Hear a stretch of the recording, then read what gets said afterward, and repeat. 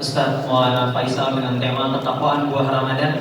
Tapi sebelum itu, lagi-lagi buat yang hadir semalam sama seperti semalam, Pak Wisnu tolong ke saya kameranya. Nah, buat teman-teman buat jamaah yang tidak bisa hadir di Masjid Nurul Huda, tonton tayangan ulangnya di YouTube Pak Wisnu. Subscribe, like, and share. Terima kasih. Baik, langsung saja tausiah yang akan disampaikan oleh Ustadz Maulana Faisal kepada Ustadz Maulana Faisal. Kalian tafadhol masykur. Shallallahu ala Nabi Muhammad.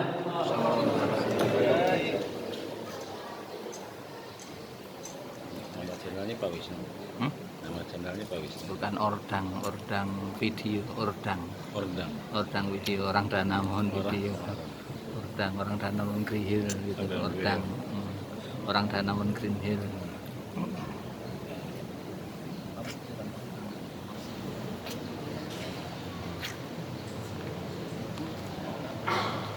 Subscriber udah banyak. Subscriber udah banyak. Belum, hanya ini iseng-iseng aja maksudnya. Iya. Untuk ngisi kegiatan. Kosongan kan biar ada file. Sama itu, sama TikTok sama itu, jadi kan nyimpen di situ file-file banyak. Ada tak simpen TikTok sama Slack sama YouTube. Karena kalau di tempat saya sendiri bukan penuh. Ini nggak mungkin. Waalaikumsalam warahmatullahi wabarakatuh. Alhamdulillahilladzi waffaqa man syaa'a min 'ibadihi li afdhalid du'at wa iktisali akmalil kamalat.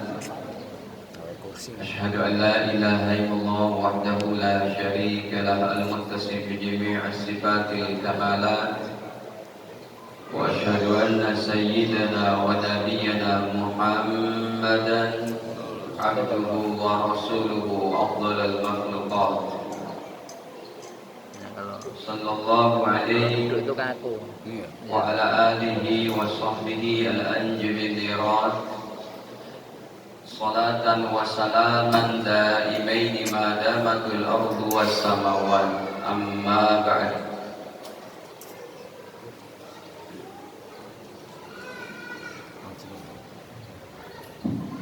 Ya ma'asyiral muslimin wal muslimat, usikum wa nafsi bittaqwallah faqad fazal muttaqun. Qala Allah Ta'ala ya ayyuhalladzina amanu taqullaha haqqa tuqatih wa la tamutunna illa wa antum muslimun. Wa qala Ta'ala man 'amila shalihan min dzakarin aw untha wa huwa mu'min فلنحيينهم حياة طيبة ولنجزينهم أجرهم بأحسن ما كانوا يعملون. Para jemaah kaum muslimin muslimat,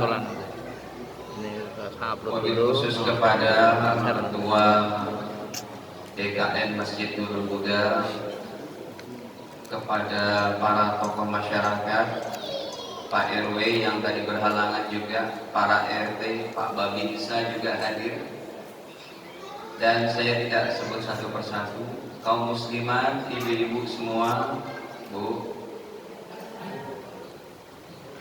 masih semangat Bu.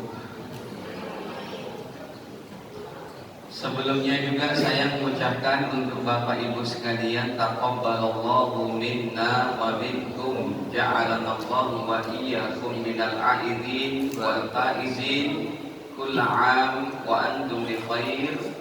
Semoga senantiasa Allah menerima amal-amal kita di bulan suci Ramadan.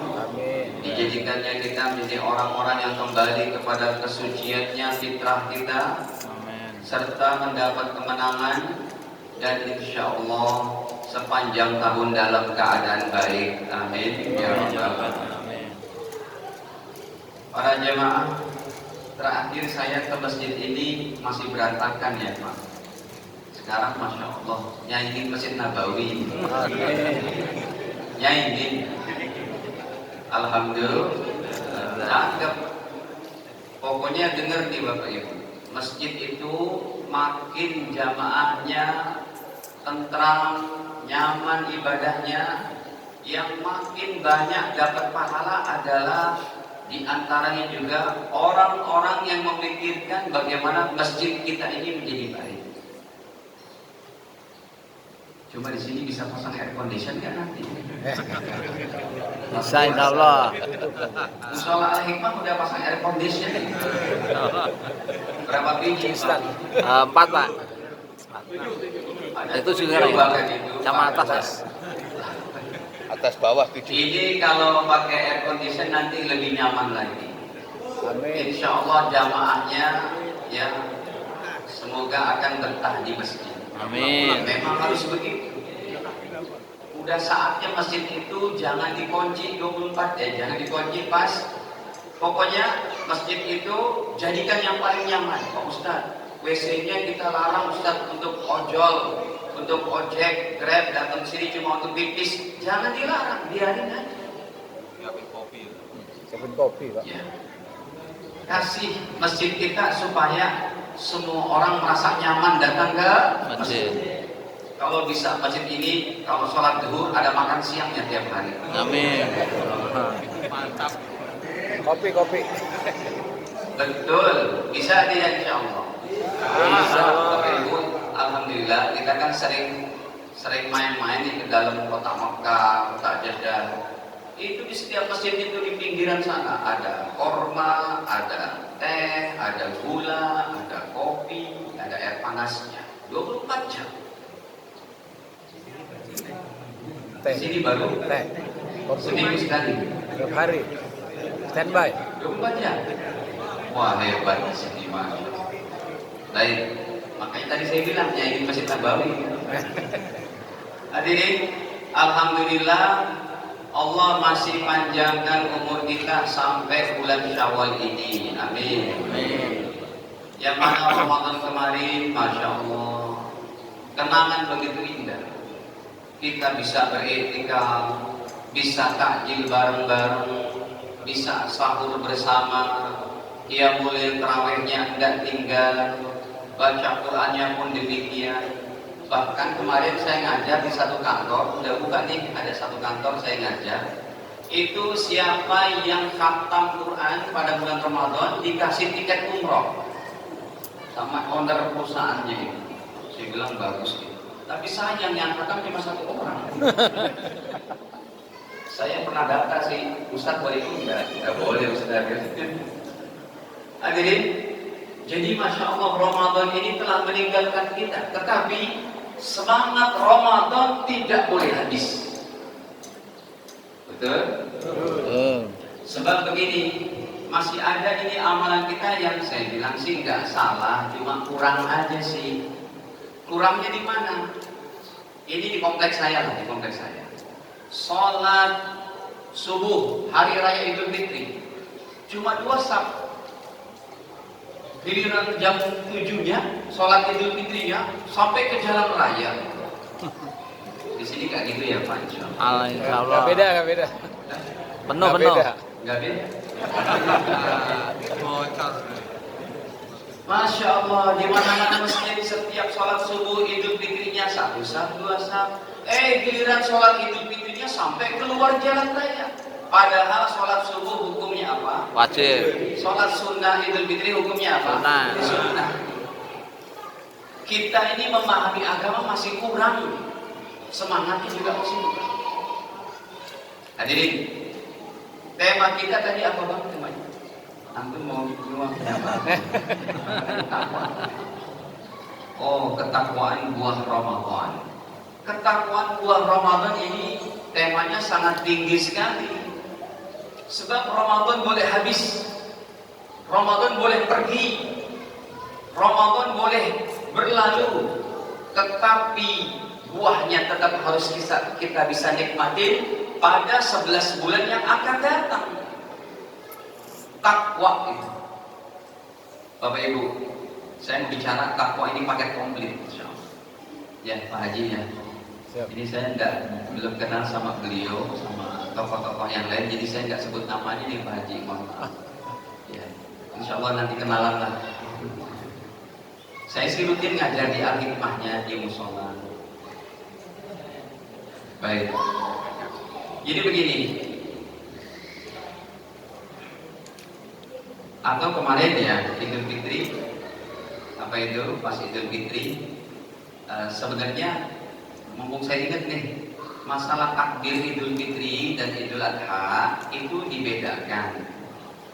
Ini kalau nanti Bapak Ibu yang mau betul mencari dalilnya saya tampilkan pas kita ngaji lagi nanti kapan?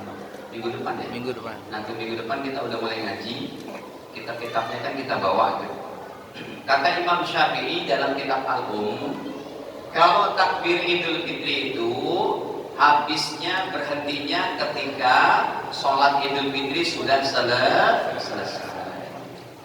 Jadi pas sholat zuhur, maghrib, asar, isyanya nggak usah takbir lagi. Dan itu takbir Idul Fitri disebut takbirnya takbir mursal. Takbir mursal artinya apa? Takbir yang bebas, bukan cuma ketika mengikuti waktu-waktu sholat. Jadi ketika matahari sudah terbenam, silakan takbir di masjid-masjid, di rumah-rumah, di pasar-pasar, di toko-toko, selalu melantunkan apa? Allahu Akbar, Allahu Akbar, Allahu Akbar. Itu berarti kalau sholat Idul Fitri udah selesai. Kan 5 hari bisa. Tapi kalau takbirnya Idul Adha itu disebut takbir muqayyad. Takbirnya yang apa? Yang dia terkhususkan pada waktu apa? Sholat. Setelah sholat Idul Adha selesai, maka habis sholat zuhur, habis sholat asar, maghrib, isya sampai hari ketiganya tanggal 13 Tasyrik itu masih dilantunkan. Habis nanti pas habis sholat asar. Baik, begitu. Ustaz, bagaimana kalau ada orang yang masih takbir habis Idul Fitri, sholat maghribnya takbir? Ya tidak haram sih. Itu suara apa ya? Anak. Tadi masa nggak ada suara. Anak. Tidak haram sih, tapi aneh saja. Ya, jadi kita mengamalkan satu amalan harus dengan ilmu. Itu mudah kita dapati Pak. Tadi yang saya sebut itu kitab Al-Um. Cetakan terbarunya itu begini, 8 jilid. Kalau Bapak Ibu nanti bertanya kepada para ustadz, ini ada guru-guru kita di sini, itu kitab-kitab yang kecil pun banyak membicarakan itu. Ya, dalam kitab Fathul Qorib, Safinatun Najah, Matan Abi Syuja, ya, Takrib, dalam kitab apalagi kitab Fathul Mu'in sampai ya anak itu disebutkan masalah itu semua.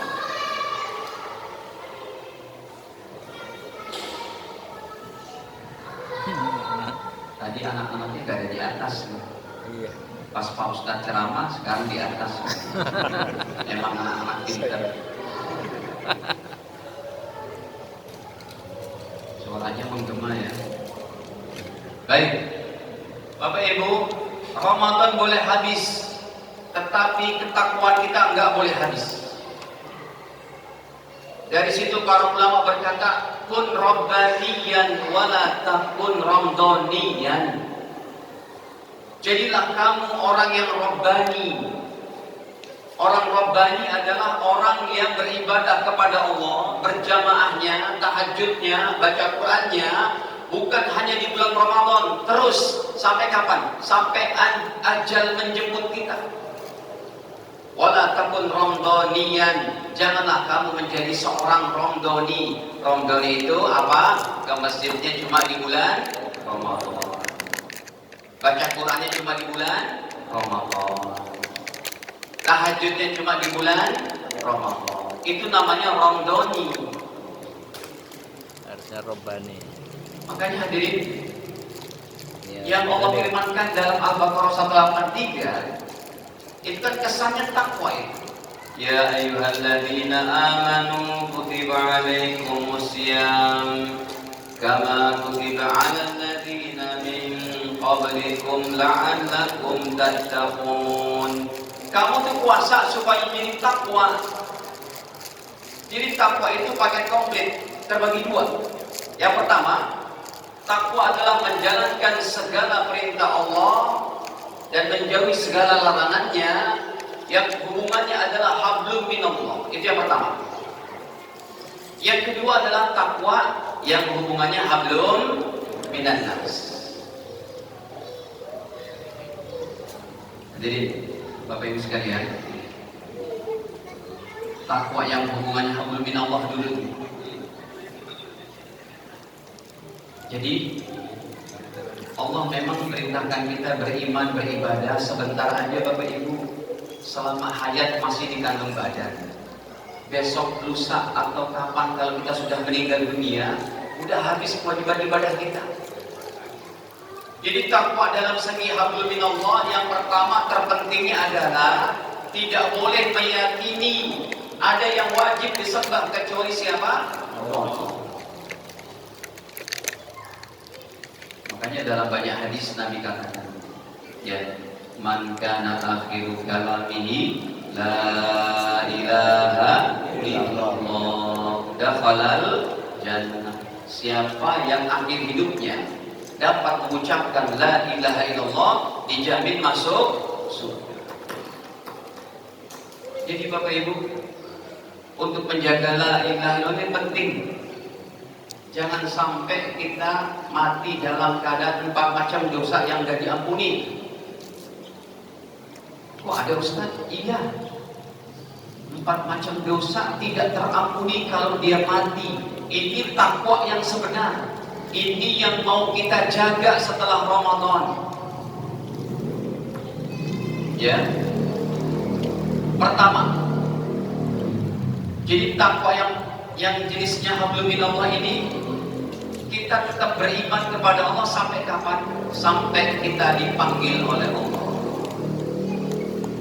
Bapak Ibu, ulama-ulama kita sudah banyak yang berpulang kepada Allah. Guru-guru kita, orang-orang soleh kita. Dan kita juga nggak tahu itu sampai kapan umur kita. Tapi kalau kita betul-betul bertakwa, standby dalam keadaan takwa 24 jam, kapanpun maut menjemput, insya Allah husnul khatimah. Yang pertama, ada 4 dosa tidak terampuni Bapak Ibu. Ini bukan ustadz yang menjadi, bukan ustadz yang memvonis, bukan ulama yang memberikan ketentuan, tapi Allah dan Rasulnya. Dan ini pelajarannya adalah internal kita, bukan orang yang di luar Islam nggak wajib memahami ini, karena kitabnya apa? Beda server Pak. Kalau mereka memahami ini, meyakini, harus login dulu, ya, harus apa? Login dulu. Yang pertama, Bapak Ibu, dengan Ramadan itu kita dilatih supaya iman kita makin baik. Jangan sampai seseorang itu mati dalam keadaan musyrik. Yang pertama, meyakini ada sesembahan selain Allah. Ada yang pakai batu bacin di sini Bapak Ibu. Nah, ini Bapak ini cakep.